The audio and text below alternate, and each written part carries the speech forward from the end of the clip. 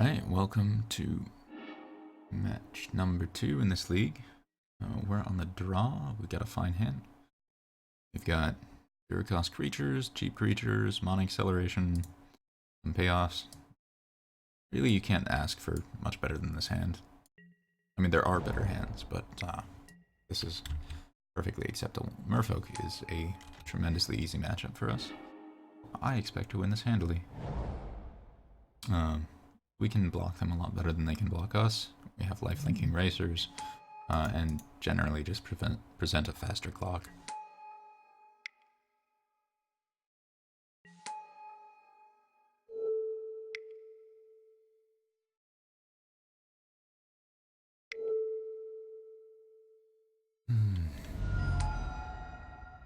Next turn I'll probably be playing the Steel Overseer.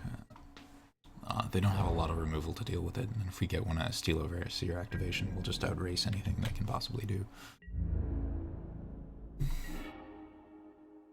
don't know what they could be doing with 2 untapped lands. It's been a while since I've played against it, but...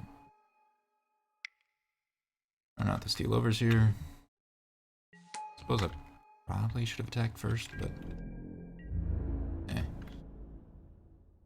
no way they'd cast an important spell or just a Vault Scourge. So they had Pass as their turn 2. And then they play Silvergill, revealing Lord of Atlantis. They had to have one of those in their hand last turn. That makes no sense. Alright.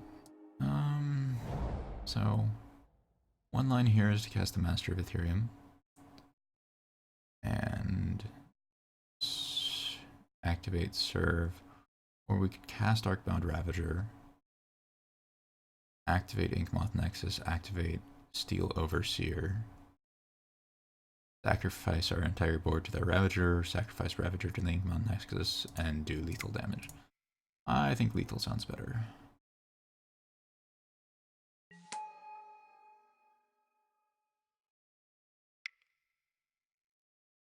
I don't know of any 0 mana things that Merfolk could be doing to interrupt this. Double check our math. 2 plus 2... 4, 5, 6, 7, 8, 9, 10. Yep. Alright. Get ourselves a nice clean turn 3 victory on the draw here.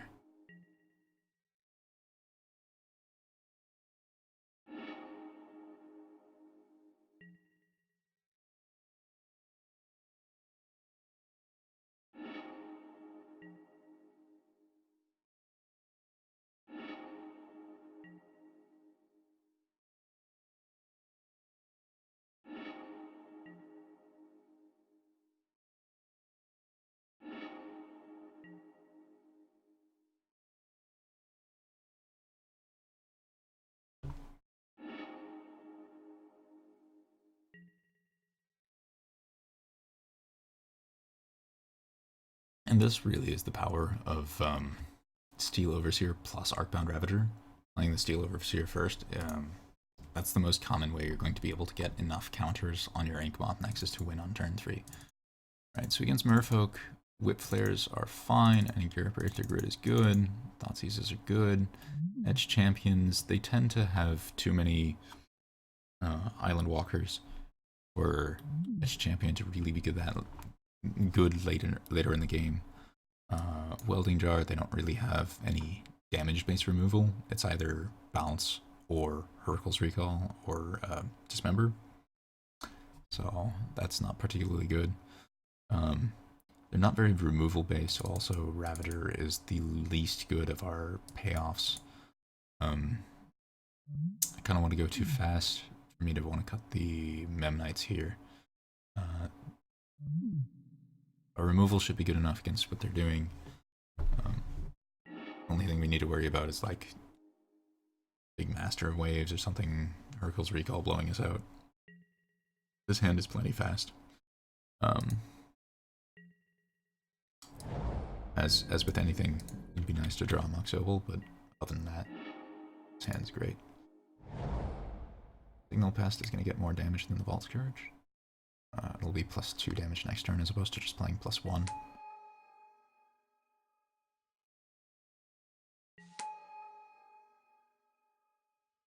probably play Citadel plating next turn, and that turn after that, Scourge, equip plating, and bash.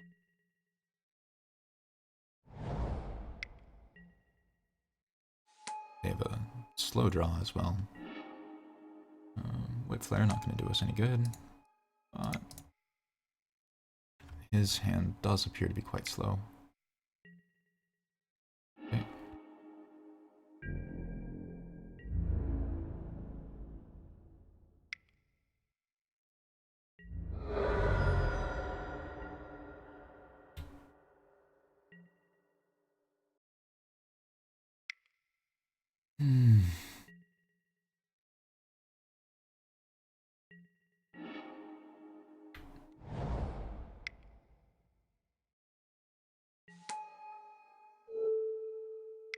When you're deciding what you want to equip your cranial plating to, when you're choosing between a whole bunch of similarly evasive threats that are definitely going to get in, I always like putting it on the worst creature that I have.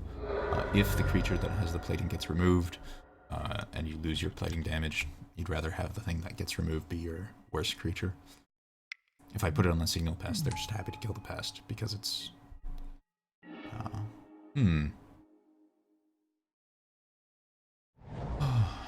So, Smuggler's Copter is awkward to deal with. They can flash in something with the Aether Vial, crew the Smuggler's Copter.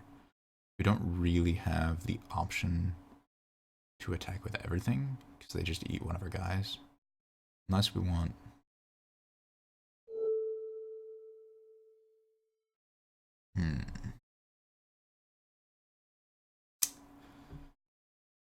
We can use Whip Flare to clear whatever they cast. We're probably going to do that just to slow them down. I think I just like trading the Ornithopter for the Smuggler's Copter, so I'm going to just do that here. I'm also... we have enough damage on the Ornithopter that they will probably be blocking with a Smuggler's Copter. And I don't really see the need to show them more than I have right now.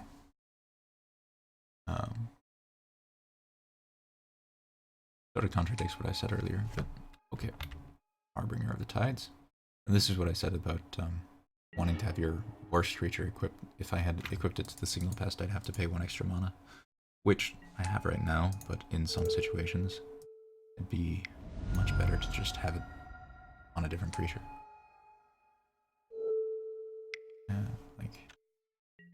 Or if it was on the Signal Pest and I didn't have the extra mana, I wouldn't be able to cast and re-equip.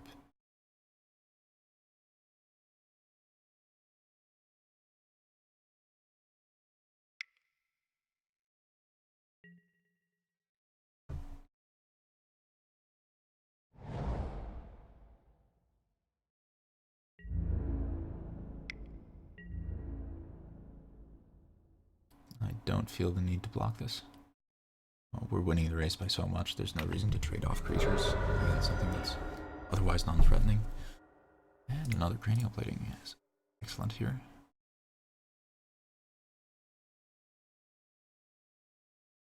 He can't Hercules Recall us either, he doesn't have enough mana. So this way we're presenting really well. Please stop.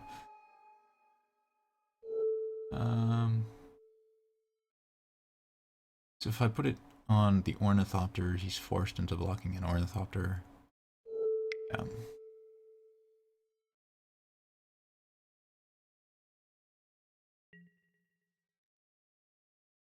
Can we get away with attacking with the Vault Scourge and the Signal Pest?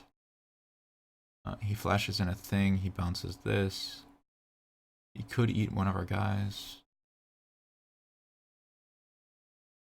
If he has another Harbinger of Tides, or a Dismember, or a Vapor Snag, attacking with everything is bad. If he has anything else, then attacking with the Vault Scourge and the Signal Pest. Good.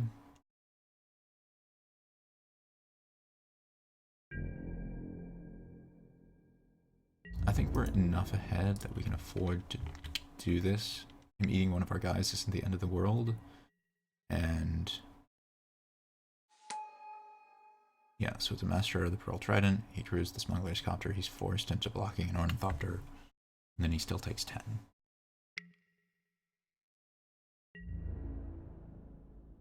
And we gain 2 life. Or whatever that matters.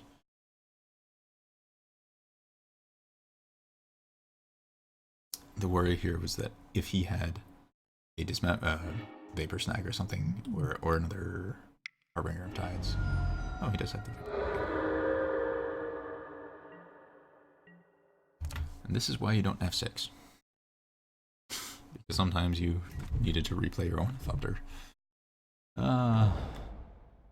I'm sorry for the sloppy play. I'm not used to talking and playing at the same time.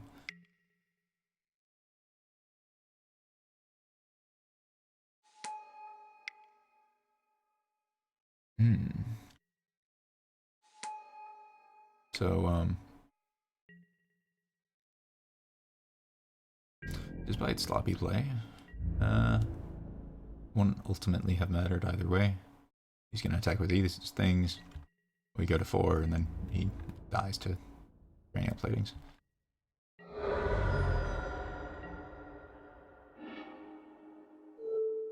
Whip.